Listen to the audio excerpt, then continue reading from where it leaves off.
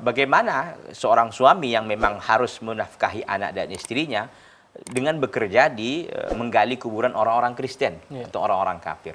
Para ulama menjelaskan ya hal seperti ini nggak boleh dilakukan, haram.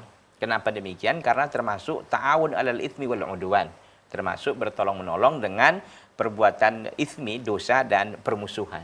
Ya, karena kita membantu mereka dalam hal yang memang ini kan masalah kuburan jelas berkaitan dengan rutinitas atau ritual ibadah mereka kan. Ritual ibadah mereka karena terkait dengan apa namanya ini salah satu perkara dalam agama mereka itu perkara kematian, mengurusi kematian begitu kan. Oleh karena itu para ulama berpendapat hal seperti ini termasuk juga membangun gereja dan yang lain-lain tempat ibadah semua agama di luar Islam lah, maka ini hendaknya dihindarkan, tidak boleh ya. Artinya cari coba usaha lain ya, coba cari apa namanya ini pekerjaan yang lain yang halal ya, yang memang lebih menenteramkan hati kita. Kalau tadi ditanyakan, kita kan Pak Ustadz dituntut sebagai seorang suami harus memenuhikan nafkah kepada anak istri, betul, tapi juga ada ukurannya gitu. Ada juga batasannya juga.